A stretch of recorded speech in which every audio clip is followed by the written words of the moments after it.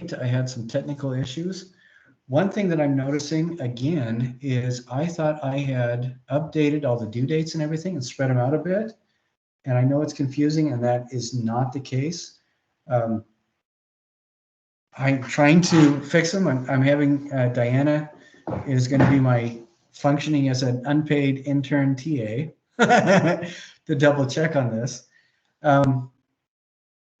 What I'm going to be trying to do is uh, double check all of the updated due dates. And again, I want to stress a couple things. You guys would not be taking an online version of this class if your lives were completely predictable. So, do the best you can. We have a couple more reviews or critiques that people have turned in. And we have a PowerPoint presentation that somebody turned in. And we will watch those. So there'll be 3 things to watch. We'll talk about them a little bit, about what's going right. And what I want to do is make sure that, last week, everything was great and up to date. Over the weekend, people turned in a bunch of stuff. I'll be grading again today and tomorrow and get everything up to date. What I want you to use the next couple of weeks to do is finish your critique videos, finish your presentation videos, and your your final essays. And then the most important thing is go through everything that you didn't get perfect scores on, rework and redo. Look at how I commented. If you missed points and I said something about it's not rounded, it's not smooth enough or whatever, go back and fix those. And other than that, I want you to spend 2 weeks adding texture and color out the wazoo to your sculptures. And what I'd like is if people, I'd like you to turn those in or initial images as soon as you can so that we can critique them on video and look at them. And you know how I critique. I am not telling you guys that you suck. We're just looking at them and talking about how things might fit the assignment a little bit better, and also, most importantly, how things are successful. And that's what we're going to be looking at. So I would recommend, even if you don't have the thing done, just take a picture of where you're at and turn it in so we can use some look at that next week. This class, because it's online, that is the one weak point. I can't look at your stuff while you're working on it. All I can do is comment on it after you've turned it in. And you guys all should know by now that regardless of the grade you get, you will always get a better grade when you resubmit things after looking at what I've said and making the necessary changes. I see that several people have returned in their annotated bibliographies. Some of those I regraded. One person turned something in. They had included all the accessed on dates, but all the paragraphs they had written were erased for some reason. So I hope they turn that in again with all those the other paragraphs that they had written down. And I am going through, double checking, regrading. It's not going to hurt my feelings at all if everybody gets a perfect score. I've had last semester, I had a couple people that I guess did not understand how to do the quizzes. So their quiz scores are really, really low. And I made comments as to which questions to re-look at. They turned things in again, and their scores were low again because some of the questions they got right, and others when they resubmitted, they got them wrong. And it took 2 people about 3 revisits to the quiz before they were able to get that high score. And I don't mind at all, because that is evident that you're trying and that you're learning and you're doing better. So I have absolutely no problem whatsoever. So if that is okay with you guys, that is what we'll do.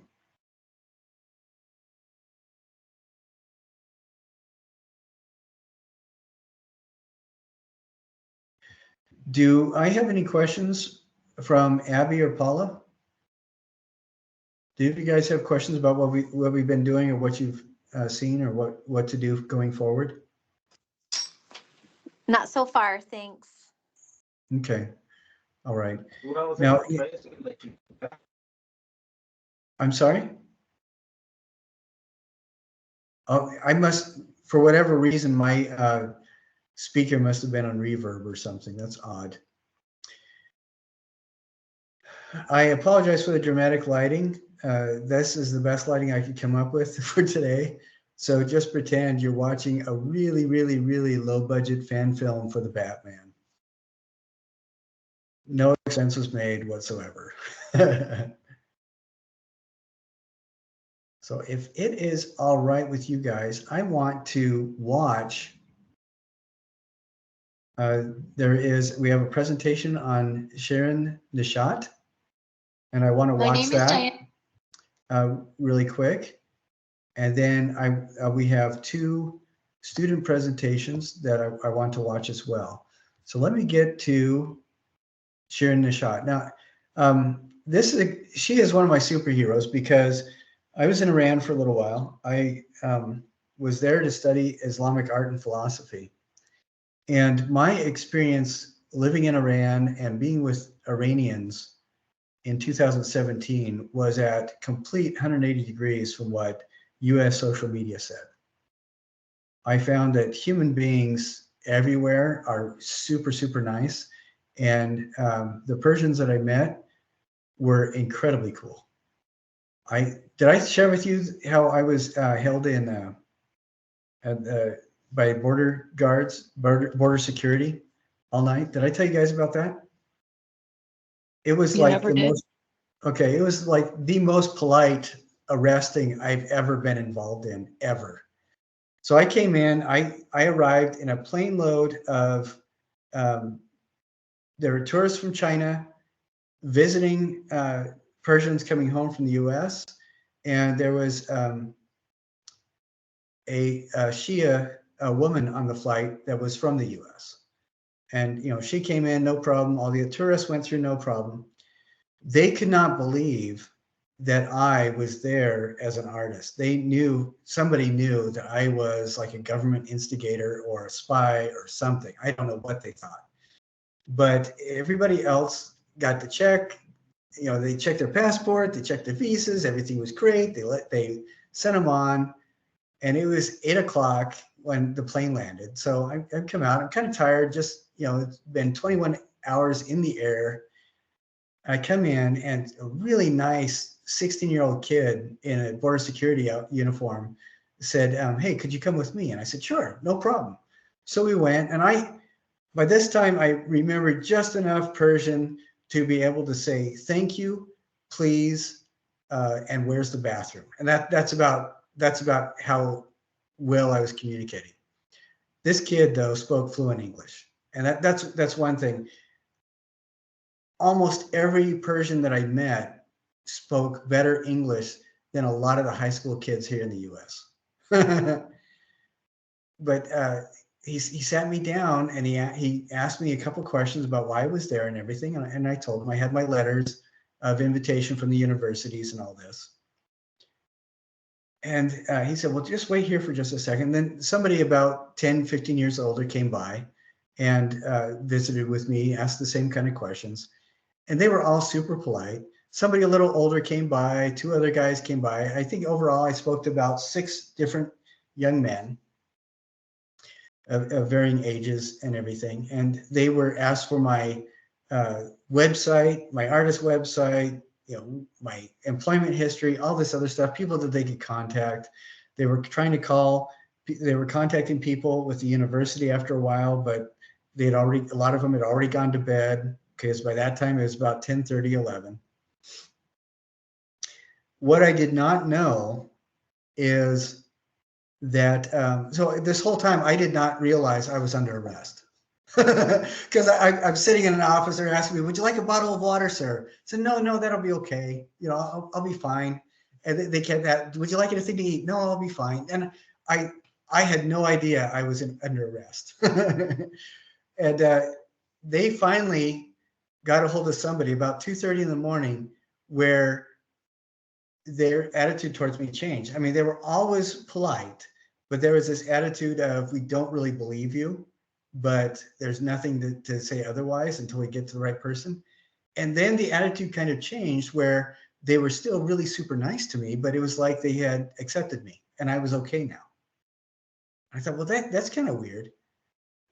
And then so they got, they had gone through my luggage and stuff, and I didn't have any of my spyware that I usually carry with me when I go overseas.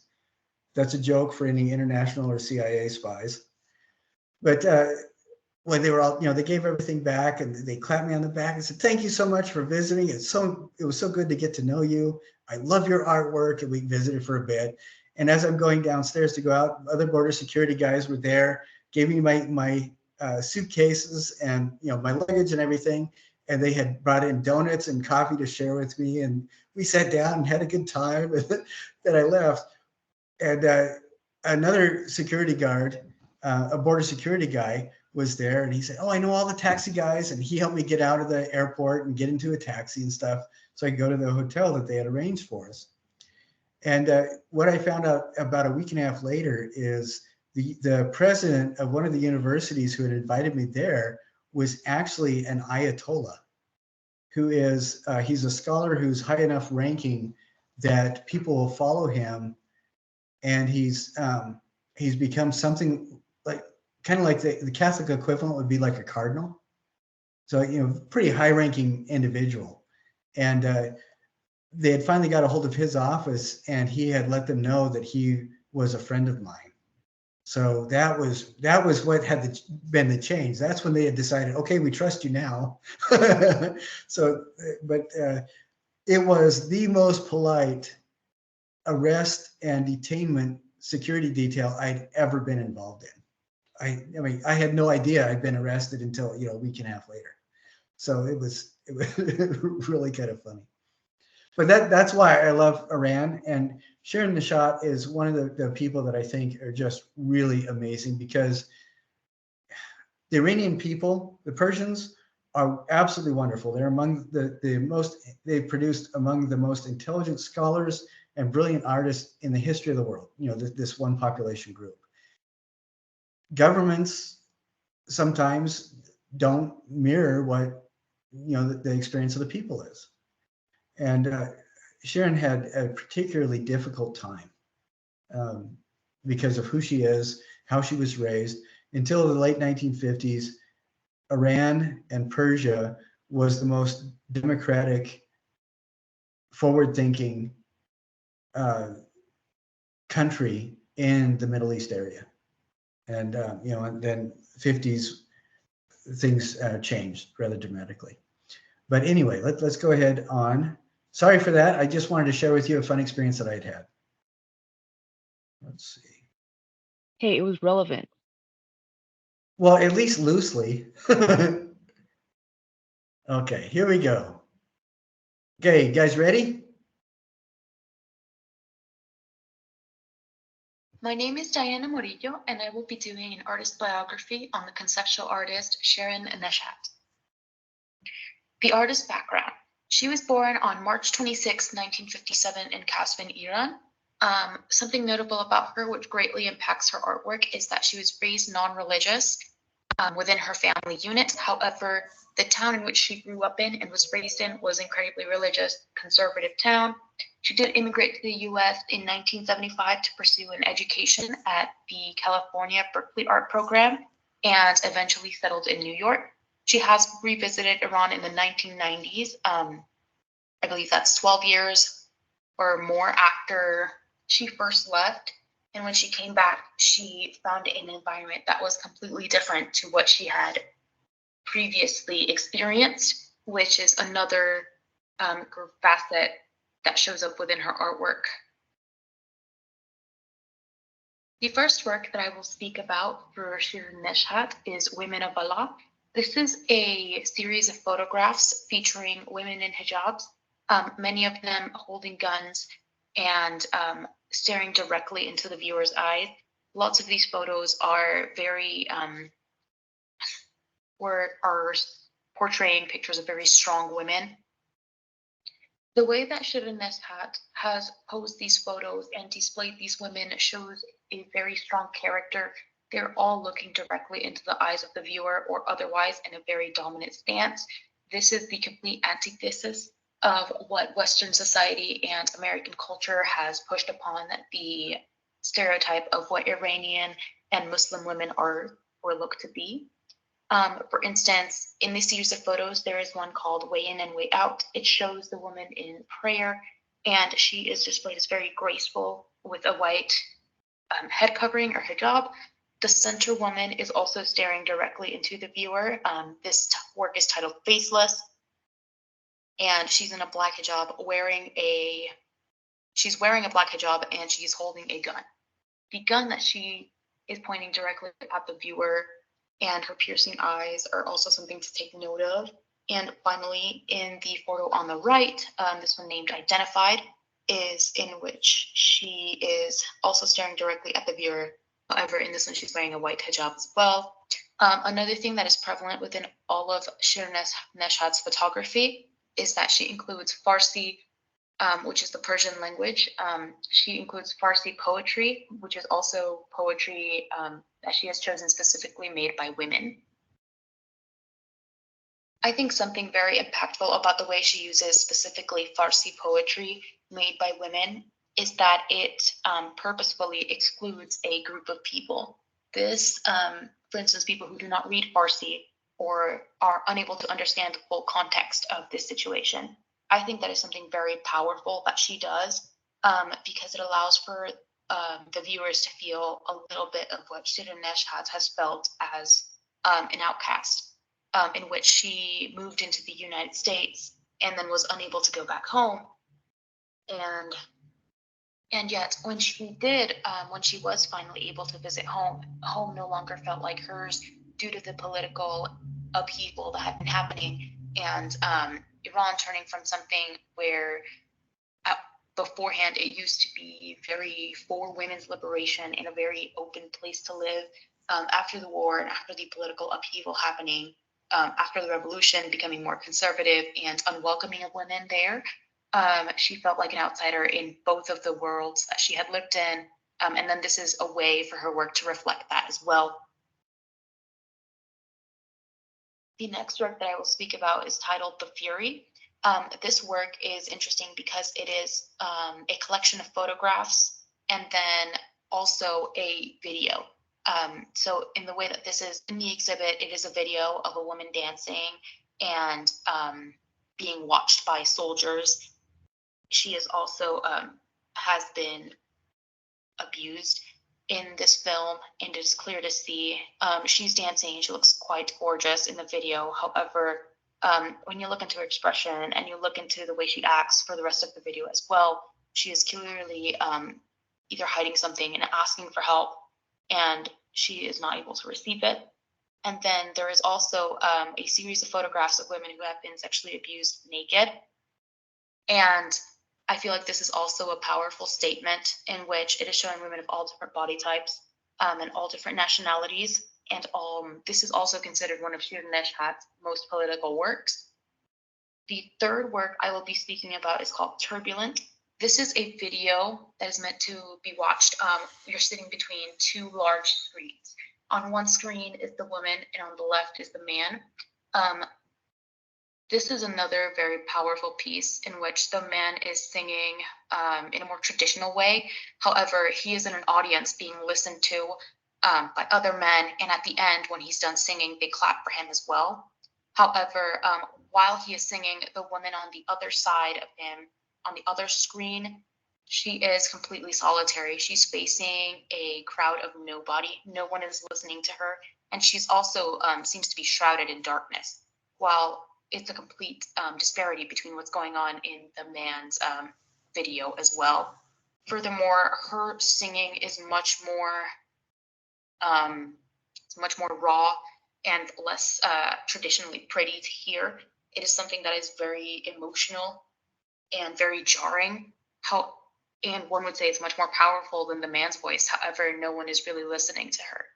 And Another thing I think is very significant about this piece is where the viewer is to be sitting in between these two screens, which creates discomfort because the viewer needs to choose who to look at in the entire duration of this film. I will also be speaking about The Land of Dreams. This is also a series of photographs created by Sharon Nishat, and also a film. This is another thing that Sharon Nishat does a lot. She combines all different kinds of media to create an atmosphere. In this one, the main character is asking people in a society what their dreams are. And then as she's discovering these things about people, the people respond and tell her their dreams, and they realize that what their dreams are is also where the most terrifying things live. This is like a commentary on the American dream and how it is unachievable for many. And furthermore, the land that she creates, the atmosphere she creates within the film, is very kind of ambiguous. You can't really tell if it is an American landscape or if it's an Iranian landscape, as it constantly switches between the two. And finally, I will speak about Women Without Men. This is a full-length film created by Shirin Neshat within a Sundance company or an indie movie company. In this film, we explore the lives of 3 different women. Munis, who is the main character, Darim. She's seen at the top left, while Munis is on the bottom right, and Forze, which is on the top right. These 3 women all go through stages in which they are being belittled by men or stopped by men in some way. And yet in some of the film, it is easy to see how once they are separated from that environment and placed in a new one, in which all they have is camaraderie with other women, it is something quite beautiful to see. I do see this film that fully places itself into the atmosphere of being these women. It is also not in a very, it is not told, the story is not told in a very linear fashion. It is very much an art piece. It is not your regular film. Like, it doesn't flow linearly, and it almost feels like a memory when you're watching it. It is another thing, another part of her works that I have found astounding. And finally, this is my references for the Works Cited page. All right, excellent. What I appreciate, Diana, the most is that this did not go over 10 minutes. No, and I think that this is really important. I'm going to talk just a little bit about why, or some of the reasons why Sharon Neshat's work is so impactful. She's able to touch on several different layers of relation. One of them being in the late 1800s, Iran or Persia was, women were already in positions of governance, and it was still a solid 20 years further before the more, and I'm using massive foam finger air quotes, the more advanced Western world even gave women the right to vote. So by 1890, 1895, Iranian women were already leaders of their country, and which is something we don't even think about today. The predominant religion is Islam, and there are a lot of ways that Islam is portrayed in the media that are not consistent and can also feel like a betrayal to people that live this faith. The first scribe, the Prophet Muhammad, never learned to read and write. The first scribe was his wife, who he admired, and he always listened to her. She was the most powerful person that he knew. She was the most powerful woman as well. And one of the reasons for the adoption of the hijab, it was adopted from the Christians, and Christians still use the hijab today. The bridal veil and the nun's habit are both examples of this. But the hijab was to force the men that they encountered to look at the woman's face and recognize her as a human being. And which is really kind of interesting, because you look at the political landscape that Sharon Neshat is addressing and dealing with, that behavioral attitude, which was very liberating and freeing at the time, has been really turned on its head. And so, giving that little bit of context, I hope adds another layer. She's obviously does very powerful feminist and individualist art. She deals with ideas of reclaiming identity, claiming identity, turning memes on their heads. She does a lot of that kind of work. And so that's just some of the things that I think are really remarkable. So this was, as a PowerPoint, this turned out really good, but the subject matter, I think, is particularly meaningful personally. So thank you very much for doing that. I thought that was excellent.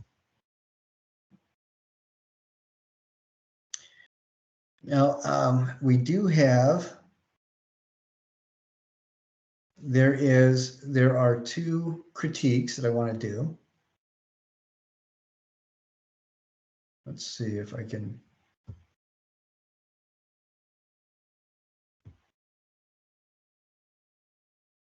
Okay.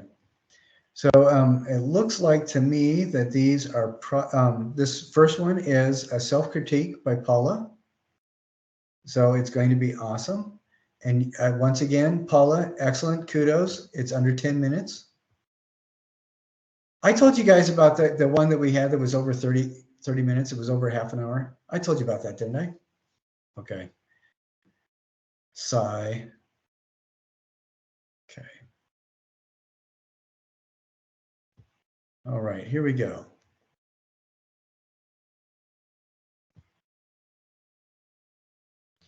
Now, are you guys are seeing this as well, correct? Okay, good. Yes.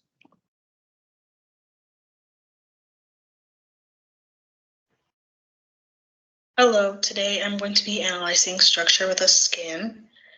So I will start off with the first step of artistic critique, which is description. So here I see structure with a skin made up of popsicle sticks and some string and paper to make up the skin part of the assignment.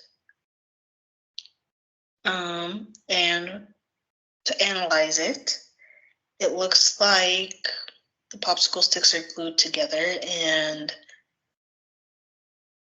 in various formations, mostly triangles, but there are some circles included. As far as the skin goes, paper is used in two areas as the skin, one for the triangle, one for the circle.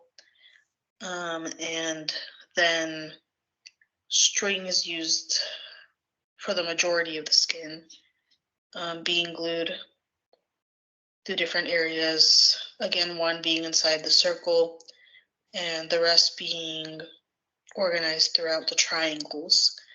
Some of the triangles seem two-dimensional, while the main big structure is a three-dimensional pyramid. And yeah, and my interpretation of this is that the shapes are all really working together here. I think there's something to be said about the circles being inside of the pyramid, and the triangles being on the outside, since triangles are something that makes up a pyramid, but they're on the outside and the circles are inside. I think that's pretty interesting. And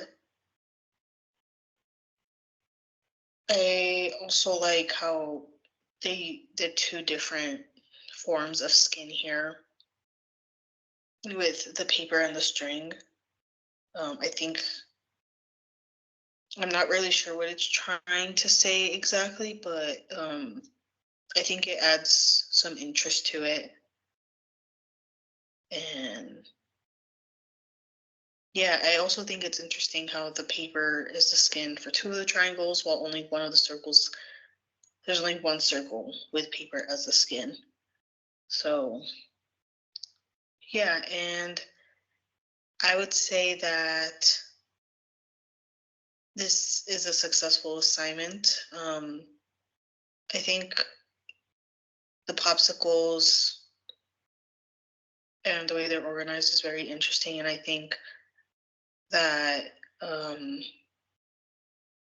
the skin with the string is really neatly organized, but also really interesting to look at. So overall, I think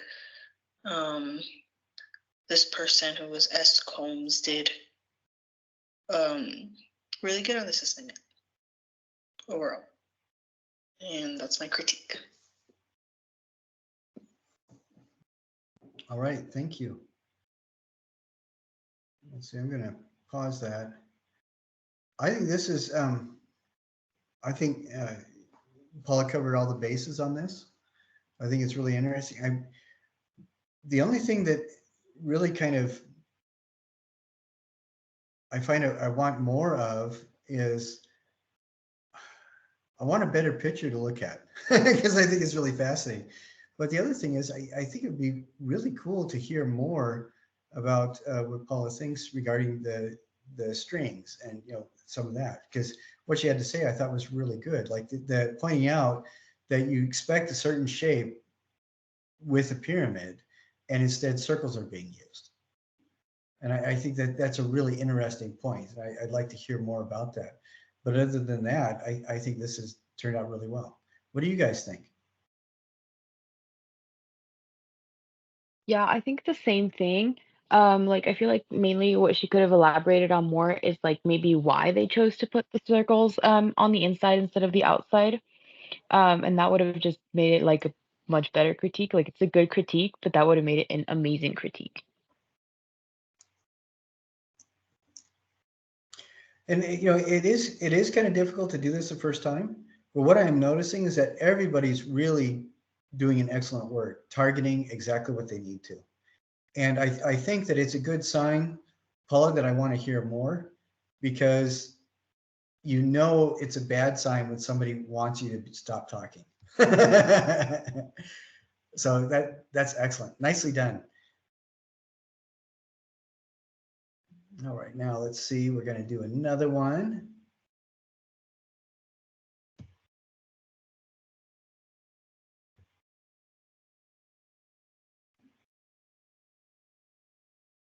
Okay. Here's another one. And again, Paula, kudos for not going over 10 minutes. I appreciate that. Thank you very much. Paula, were you able to see better with the photo and stuff when you had access to it? Were you able to like zoom in and see better some of the things you were talking about? I was able to, and I did do it when, like before, just so I knew what to talk about, but I didn't think to do it while I was screen recording. So, yeah. Well, that's fine. I think you did a great job. Okay, so that is not right. Sorry. I am trying to share the correct thing. Hold on a second. Okay, here we go. After only a short 20 minutes, I figured it out.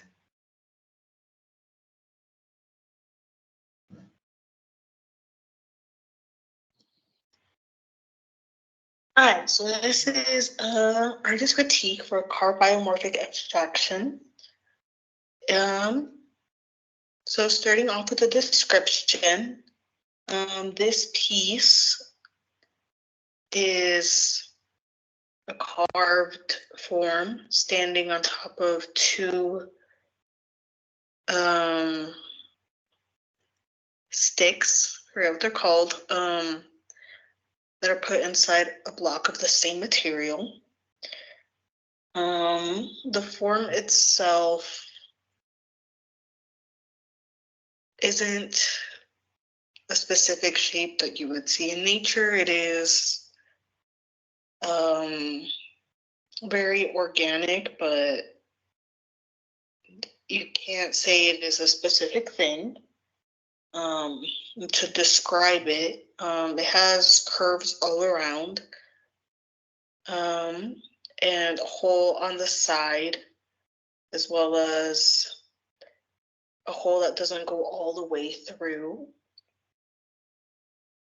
And then on the left-hand side, it's got a dip kind of resembling a hip. And yeah, overall, it isn't totally smooth. It's got some ridges here and there.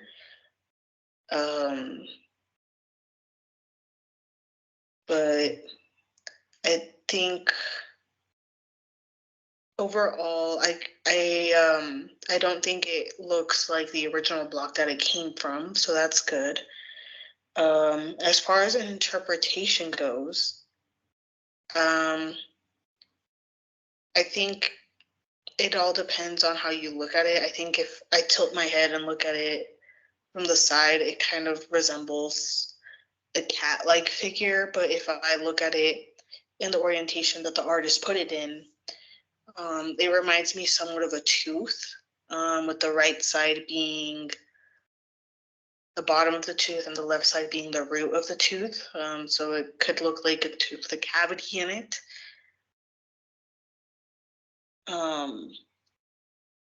But yeah, overall, I think that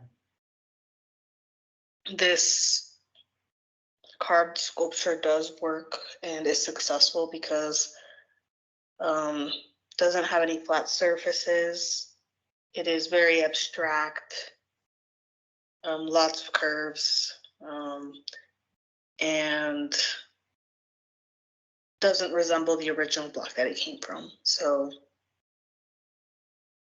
yeah, overall, I would say this was a very successful piece.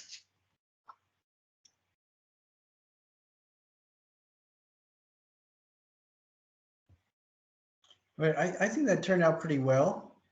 The only thing that I am seeing, there not a lot of conversation about what it could possibly mean, which is fine because that's not something that we've really dived into. But I would like to learn from you, Paula. What did you learn about this yourself as you were critiquing your own carving?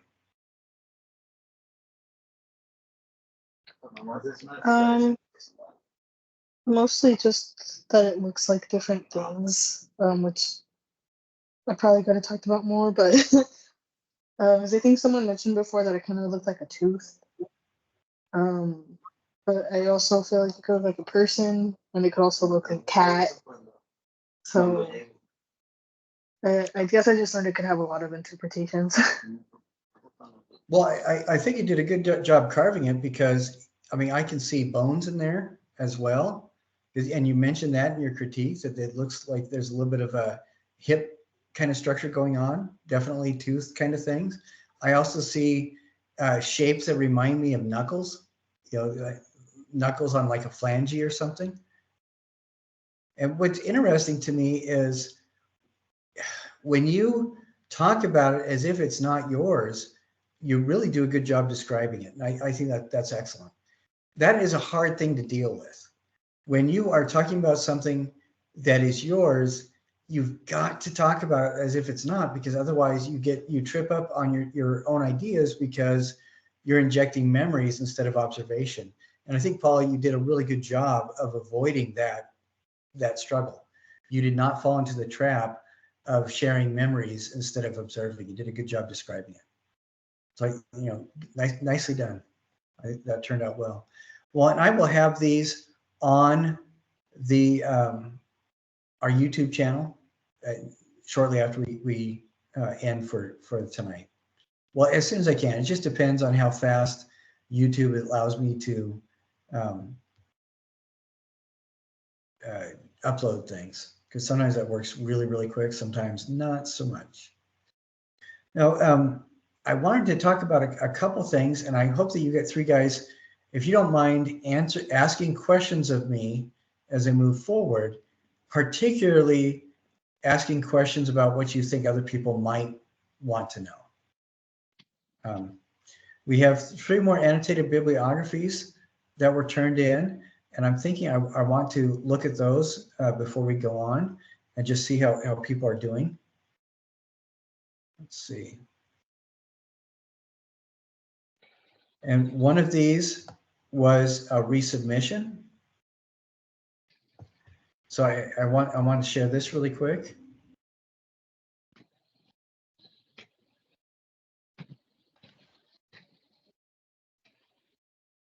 Okay. Now, and this is one of the ones we looked at where the person had not done the accessed on phrase, and this person had put those on. And I think one of the problems that I'm seeing also is people are not alphabetizing, and it looks like this person was really careful with that. It looks like they did a really good job alphabetizing. Those are the 2 biggest things. Everything else, there's 2 paragraphs for each one. They even have kanji in here, which I don't know how you do that. So kudos for that. They put the accessed on phrase for each one, and all 5 of the citations are in alphabetical order. So that turned out just right. So that one was a resubmission. Let's see, and then another resubmission. It looks like the paragraphs made it back in. On this one, okay, let me show you something really quick here. This should not take very long to fix. What I notice sometimes is when we submit things, sometimes like an older version somehow is mixed up or submitted. But let me just show you this really quick. When we talk about alphabetizing, we need to put the first letter needs to be in alphabetical order for each of the 5 citations. So the J will go before the T, and then the JI goes before the J, or goes after the JA. And then this is before the J, and then this is first. So these 2 are just right. They have the accessed on phrase. They have the 2 paragraphs, accessed on phrase, 2 paragraphs. And then the only other thing is this one looks like it's in the right sequence. Then actually, no, this one needs to be number 3. This one needs to be number 4. And then this T1 needs to be number 5. And that's it. That's the only other, that's the only issue in that one. Everything else looks absolutely wonderful.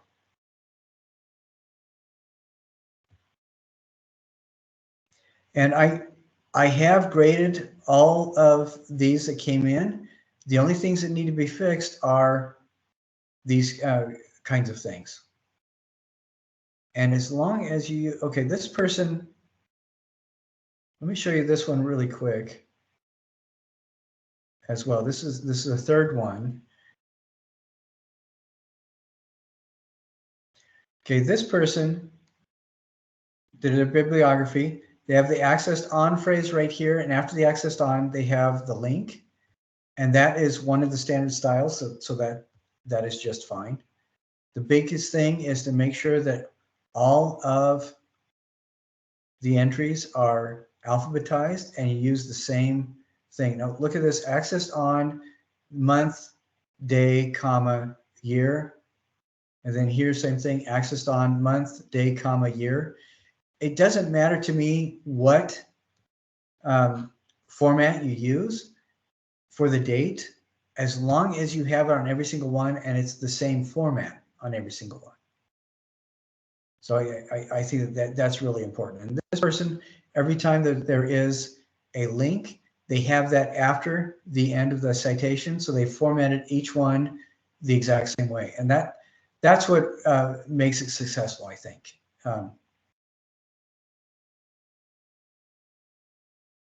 Or that's one of the things that makes this kind of exercise successful. If you pick a format, it matters more that you're consistent with how you demonstrate what you're doing than exactly the format, because there are different ways to format, and that's totally fine. So these 3 redos are looking really good. Now I apologize again for the due dates. I want everybody to know this last couple weeks are to get everything else finished and redone if you need to. The last exercise that we have to do is adding color and texture to our now paper mache sculpture. Now, this is something where what we need to do is, well, let's see, I'm going to pull up another year's work and show you some of the things that other people have turned in. And I think that that will help give us a little bit more of an idea of what to do. So let's see. I'm trying to find something from spring of 2023, if I can. And I am not having a lot of luck. So what we may have to do,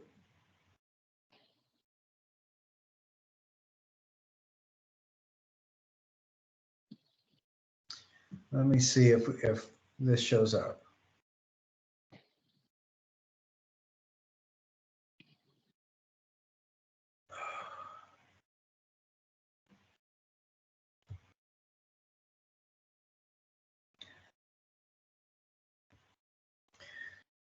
The dramatic pausing is so that I can go through and try to find some of these works that people have turned in. And I'm having a difficult time because, let's see, what I'm being shown is not what I want to show you.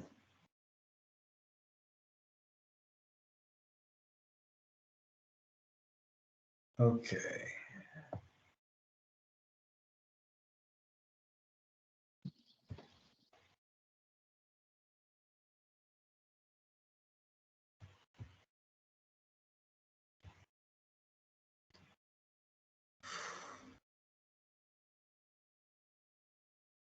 Okay, that's not what I wanted. Forgive me for just a moment here. I'm trying to find images of other works that people have done. Let's see.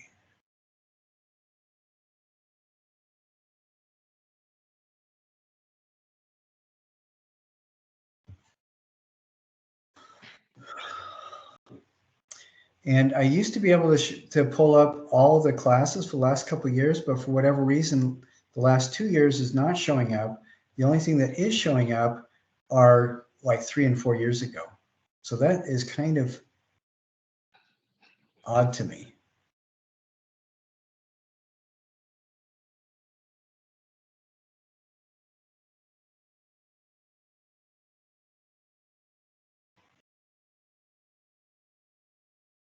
Okay, this is not what I'm looking for. Okay.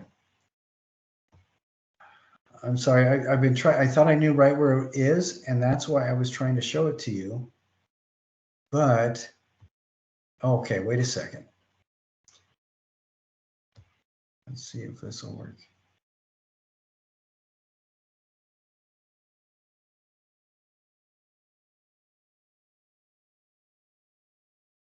Oh, this is looking good. Okay, good. Forgive the delay. We are now on track for finding what we need to find.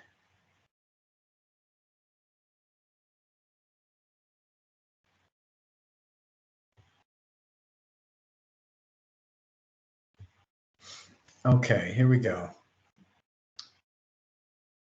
Again, I am sorry for the delay, but we have gotten this taken care of now, I believe.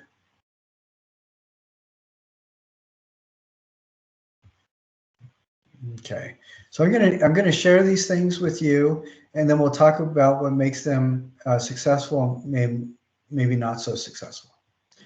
Okay, so this is one where the person added color with a strong collage of overlapping strips of paper, and they are doing.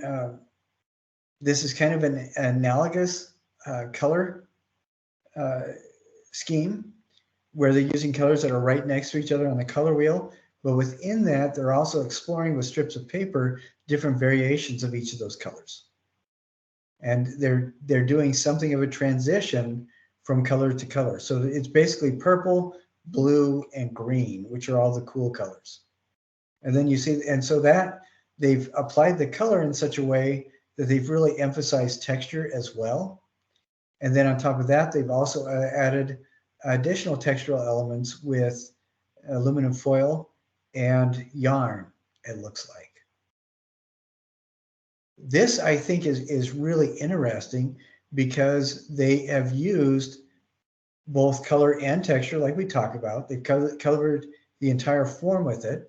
And in years past, people would do things like they would spray paint everything one solid color and then put like 3 paper flowers on it, or glue a couple rocks to it for texture. And it really doesn't do much for me or any other observer. What I like about this is how much of the surface area is the texture covering.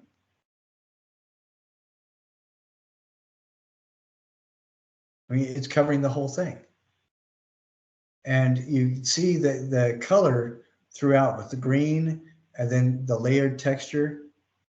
I think one of the things that might make this more successful is doing something like this and then alternating or interspersing other textural elements that are also colorful in this band of color, like having green or red feathers here, and having interspersing feathers as for rows to emphasize that kind of rhythm that they have going on, but having feathers that are either contrasting colors or similar colors. I think that would be really fascinating. And doing something other than just wrapping this with foil, making textural shapes with the foil, like maybe making scales and then applying the scales so you also get that texture on. I think that would be really fascinating. And I think a good rule of thumb to follow is if you can finish it in a day, then you haven't done enough. Keep adding to it. I want you to spend a considerable amount of time on this. And that may involve working on it, stepping away, thinking about it, coming back, removing things, working on it again. And it'd be really cool to see process photos too. So please don't just stop with doing a little bit and then moving on. Continue adding to it. Sorry. Let's see, we are going to go to the next one. Okay.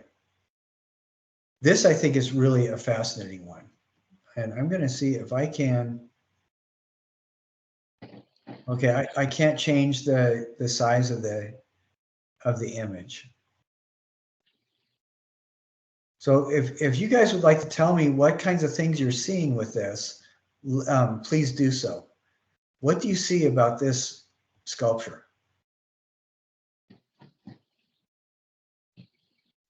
It looks like they put their wire sculpture together with their carved biomorphic sculpture.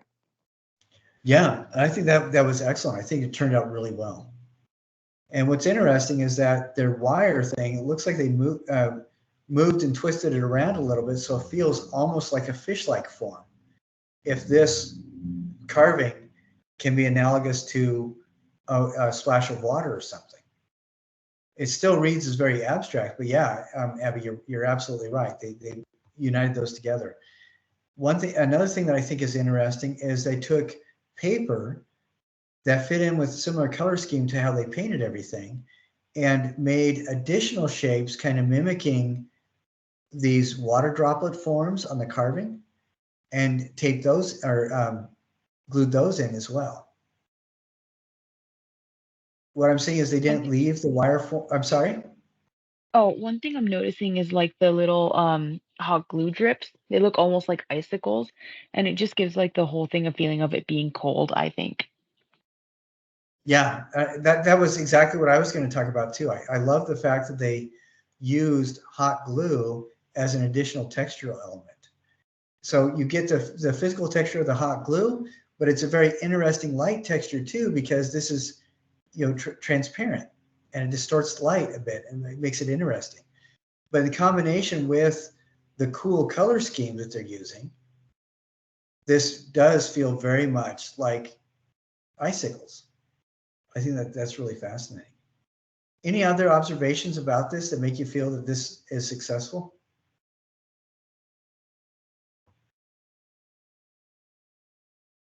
I also see like where they painted the sculpture, it looks like they either layered hot glue on it or they made the paint strokes very, very thick. Yeah, Like I not noticed only that as visual well. texture, but actual texture as well. Yeah, so the physical texture, like in these areas of like the silver dots and stuff. Yeah, I really like that as well. And it's, if you guys were doing this today and this is something that you wanted to do, it'd be so cool to, it looks like right here it's thick, heavy paint. Right here, it might be hot glue dots, but even adding even more texture to this would be amazing. I think that this is, because this is supposed to be, you know, showing off all the knowledge and expertise you now have with color theory and texture. And I think this is really good. I think that a lot more paper, like maybe 10 times as much paper, would be really interesting, where these forms start having a definite weight to them because there's so many layers of paper. I think that would be really, really fascinating. And I think that, like Diana is pointing out with the texture, even more texture would be very interesting underneath the paint. So yeah.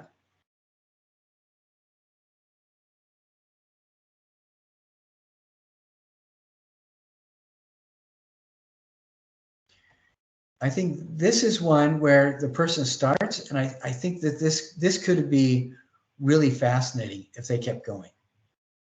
One thing I like about this is underneath, they wrap the whole thing with the outside layer of paper mache. It looks like brown paper bag that they painted on.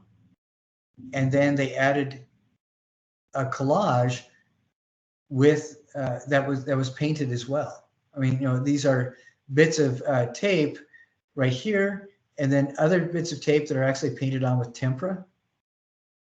And then they have these foam bits on. What would have made this really exceptional, I think, is you can see this clear saran wrap. It'd be cool to have clear wrap in bands around this.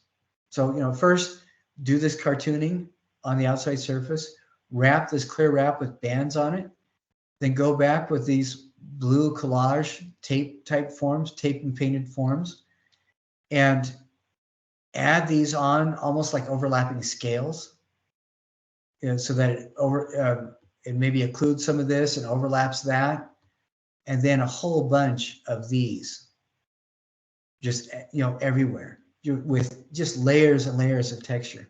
What happens is a little bit is interesting, and then when you go back and keep adding more and more, the layering starts developing its own meaning and its own interest, just by the fact that you're applying thicker and heavier and more texture makes it a lot more fascinating and starts changing what you're saying with the sculpture that you're making.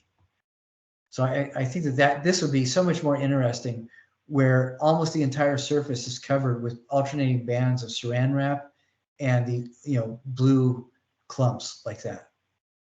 And, you know, and if you start off with tape, it would be really interesting to just paint over the tape too, and giving layers and layers of texture. I've actually had people do this and then submit it to the student art shows. Now, this is one that I think starts off as a really great idea and would be fascinating to see more. What are the things that are interesting to you, and what would you like to see more of on this piece? I would definitely want to see more of like that wire, just like maybe wrapping around a little more, and or like you could add beads to the wire, make it kind of like a solar system almost. Yeah, I think that would be really interesting, and maybe having this whole area right here on the left-hand end, wire coming out, and then doing different things as it loops around, and then coming in different portions at this end. And what I would like to see, I think one wire is really interesting, but it would be awesome to see like 15 like that. So then it becomes almost like a cloud around this. I know you guys saw some of the work by Anthony Gormley. He actually makes figural sculpture like that, where it's all it is the bands of wire. I think that'd be really cool. And one thing that I'm noticing too is that there's areas like this. This is a fascinating texture that started.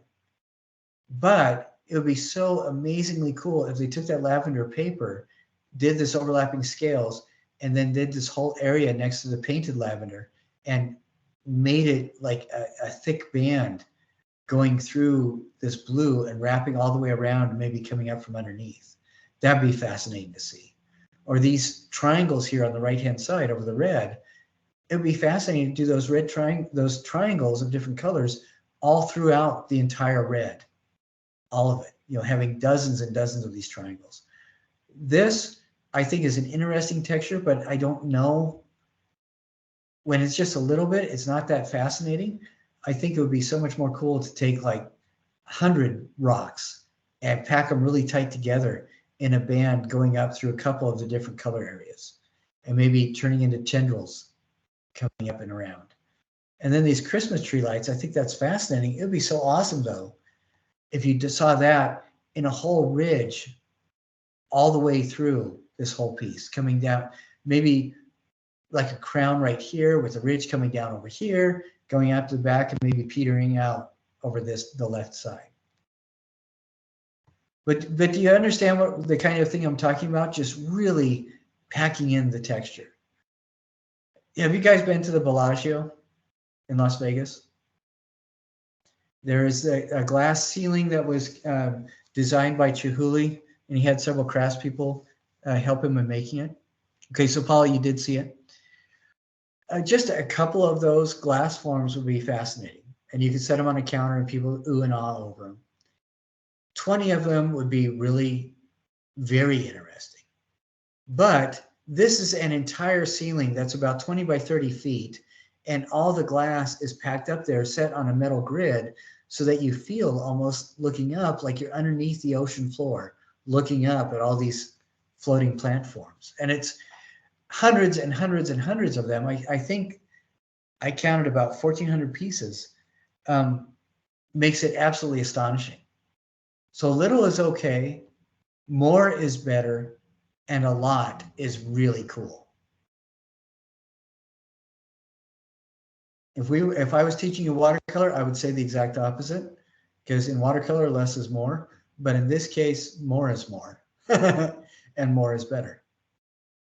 Now, this one I think is really fascinating because texture was with buttons, with bits of ribbon.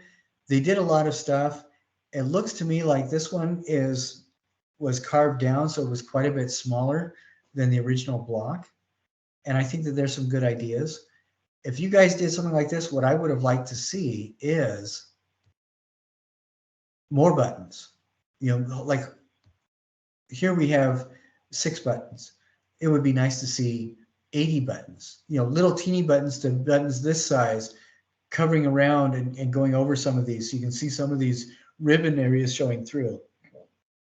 One thing that I really, really like about this is that instead of wrapping this with a ribbon, they wanted to use ribbon, but instead of just wrapping it with a single ribbon, they cut the ribbon into 2 or 3 inch lengths and then attached it with the length, so you also get this feathering kind of effect.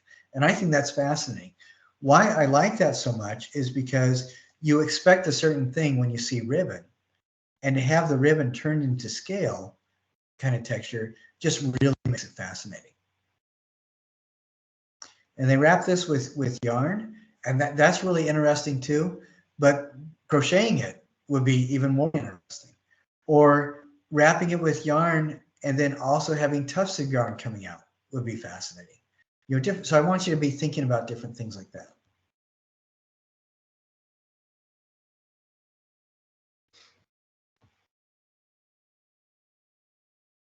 This one, again, it could be really interesting. What I liked about it is the use of plant forms to provide the texture. I think that that's really interesting. They painted the whole thing kind of a neutral brown to support that. If you guys are doing this, what I would say is take these things and separate the leaves off, like they did here with taking the petals off. Separate the leaves off and then put them on in different ways. I have seen other students in the past take and put the leaves on so they're pasted down looking like fish scales. I've also seen them glue them on the end so they come out looking almost like fur sticking out instead of leaves. Something like this with the thyme, it'd be absolutely, or rosemary. It'd be absolutely interesting to separate these out so you just see the needles and having all the needles sticking straight up. I think that would be incredibly cool.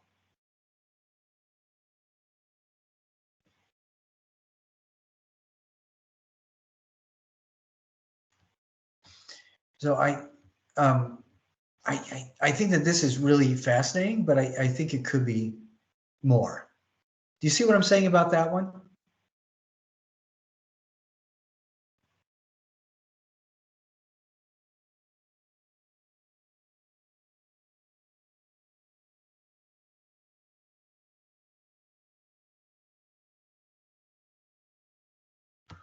Okay. Paula, you just sent me an email. Do you want me to talk about it now or just respond to it later? You can just respond to it later. Okay, all right. Because I am happy to work with whatever the circumstances are. Now this one, what are the things, from what we've been talking about, what are the things that are interesting that you wish they had done more of? And what are the things that you feel are successful about this one? First off, I don't like how the image is oriented. It would be a lot easier to understand if the image was upright. But I would like each of you, if you don't mind, telling me something that you like about this and then something you would do more on it. I really like the spikes on it, like on the bottom, and that they mirror on like the top of it, if I'm looking at it. But I feel like they should have added more of the spikes on the top, and then maybe added like a little bit more on like that wing on the other protrusion on the other side. Oh, are you talking about right this area or this area? Both of them, white? The white one. The white one? Yeah, I think this is an incredibly cool texture. And seeing so much of this where it becomes almost its own solid mass would be awesome. And then down here, what you're talking about with these, it looks like hot glue strings, putting so much of this on where you don't even see the bottom of the vase, all you see is this forest of strings. I agree. I think that would be incredibly cool because those are both really awesome textures that deserve a lot more attention. And I agree what you're saying about this too. All right, who would like to go next? I like how in the purple and the pink, almost paint splattered parts, that the wire is also receiving the same treatment as the base structure. I think that that's interesting, just to kind of view that, and that they painted that afterward, and I just appreciate that. And I think I would maybe what I would like to see for improvement is maybe that's to continue on somehow into the black area as well. Maybe just one more loop, just around through the center of where it's almost like the thumb sticking out, and then have a little bit more black on the wire there. I think that'd be really interesting. Yeah, and it would be even more cool to see that kind of spatter painting like up through the rest of that black thumb area and maybe down past I don't know if you'd call it a hip or a narrowing underneath the red and the blue, and then up past it a bit, and even different shades of those colors kind of spattered in there too. I think that would be very cool. And I also love the fact that it's going over the wire. I think that would be fascinating. And more loops of wire. Like you said, I think that would be really cool. Yeah, definitely. That's very nice. How about you, Paula? What do you like and what would you add to it? I like how the color is focused in the middle, actually. But I also feel like there could be more with that. I don't know how, but I don't know. Maybe like more texture with the color. But yeah. Well, and I like that. I like that. And I wonder, like in this purple area, it would be interesting to have like maybe 3 or 4 shades of purple. That would give it more texture. Is that the kind of thing you're thinking of? Or what else are you thinking of? I was thinking also like just things that are the color that they chose to paint it. Like Oh yeah. maybe like purple flowers or string or something where the purple Okay. is and with the black and the pink. Yeah. So extending the color in different applications rather than just the paint. Yeah. Yeah. Okay. Yeah, I think that would be really fascinating. So these, we don't have to look at any more of these, but does that give you something of an idea of the different kinds of things we need to do as we're applying texture and color on this? So I think all 3 of you, thank you very much. Those are excellent observations. So when you do this, turn it in initially, and if I'm making suggestions or anything like that, apply yourself and return it in. But before you turn it in, I want you to do it, apply the color and texture, and then think about it. Come back to it a couple days later and apply more color and texture. Think about it, and then even do it a 3rd time so that this thing is almost unrecognizable from when you first started. Because we want color and texture, color and texture, color and texture. Now, I know that sounds kind of odd, but like I said, a little is okay, but can be disappointing. More, it becomes interesting. And then finally, when you do a lot, then it becomes impactful. One of the artists that I really like is Annotated, Anatsui, and he works with garbage. He takes metal cans, metal beer poles, beer can poles, metal lids, and he has people helping him who put these together as kind of units. And I want to show you this really quick.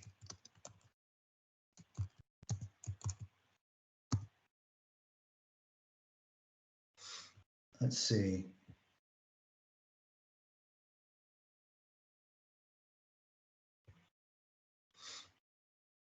Okay, and this will give you a little bit of a sense of scale. So I'm going to share this with you.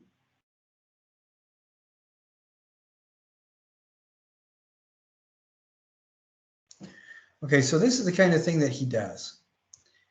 These are all like pop cans, milk bottle lids, different structures of metal, and he will attach them by punching holes in them and stringing them together with wire.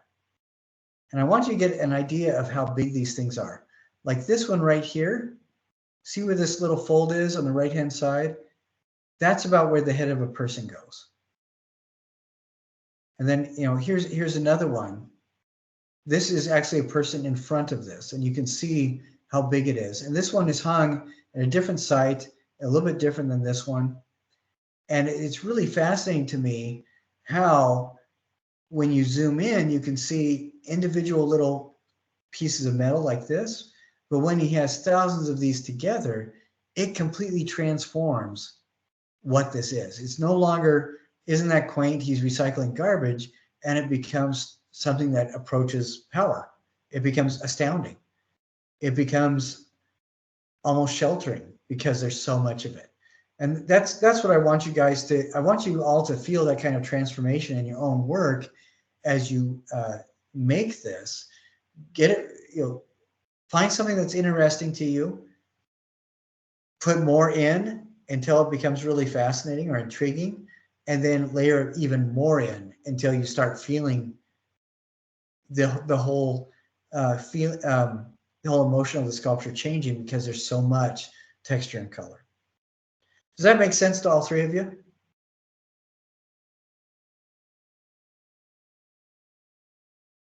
All right, excellent. So next week we are going to look at more. Okay, thank you. Next week we're going to look at more of the critiques and stuff that people have turned in. And I invite everybody to go, when you look at the applying the tools of artistic critique module, and go to the link in there to the YouTube channel, and you should be able to see everybody's critiques. Turn that in. You're still getting extra credit this week until Sunday. Is that's what I said, Sunday, right? I think for last week. I don't remember, but turn it in this week. You'll still get extra credit, and then we're going to go over them again next week, and hopefully by that time also we will have a couple of these final sculptures ready that we can look at. And I also am looking forward to going over people's PowerPoint presentations, because I think that those are fascinating and worth sharing with everybody. Has going over the annotated bibliographies, PowerPoint presentations, and everything like that, has that been helpful for everybody? Yeah, being able to see others' work is always very helpful for me. So for me, at least, that was pretty helpful. All right, excellent. I know I'm putting you on your spot, Paula, and I'm sorry about this. If you don't want to do it, just let me know.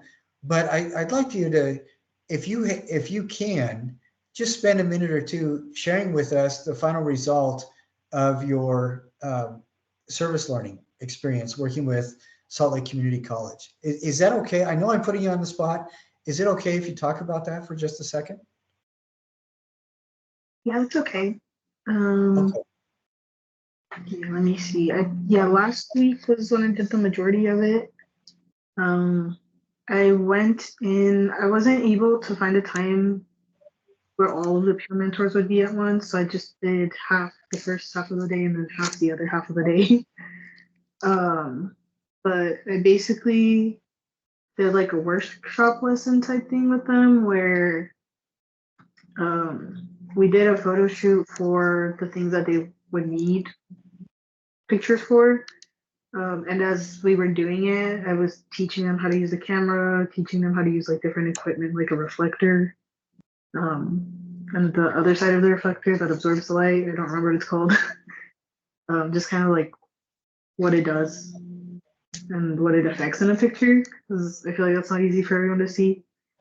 And then afterwards, I showed them how to upload the pictures from the camera. I showed them how to use Photoshop and Lightroom. I also showed them how to make like graphics and stuff in Illustrator. Just yeah, they do have a ton of students that they help that are online only. So it's important that they know how to make content, but they don't exactly always have the time to like refine those skills when they're actually just trying to figure out what to give the students. Does that make sense? Yeah. But I feel like, and they thought so too, like it's just helpful to do better on those things because then everything is communicated more clearly if it looks better. Right.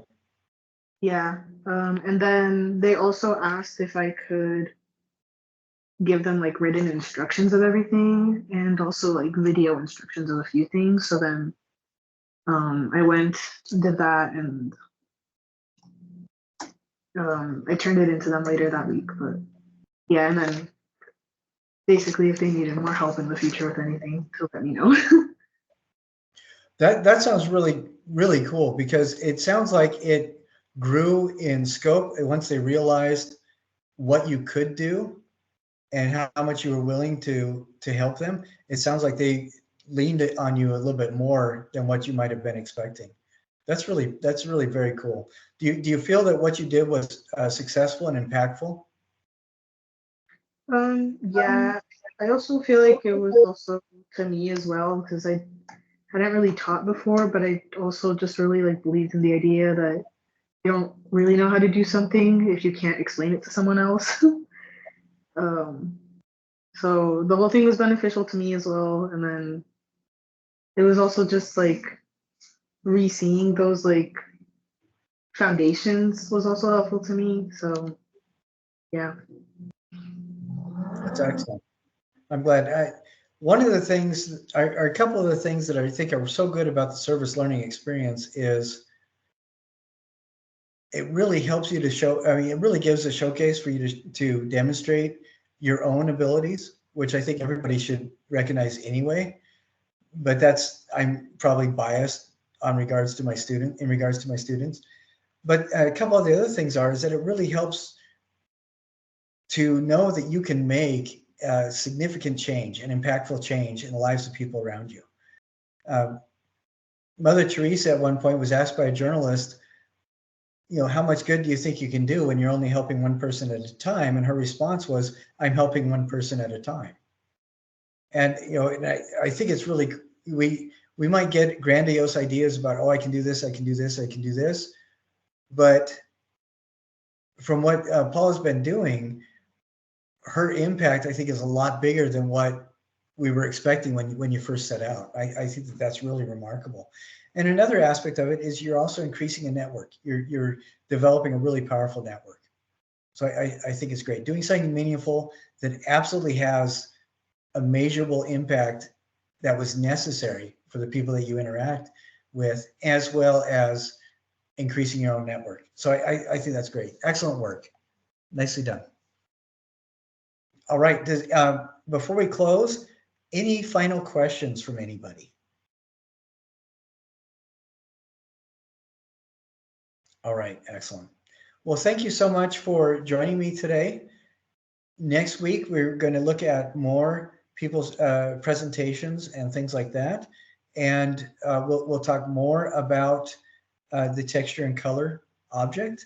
And I'm really looking forward to seeing people that did not get perfect scores first time around.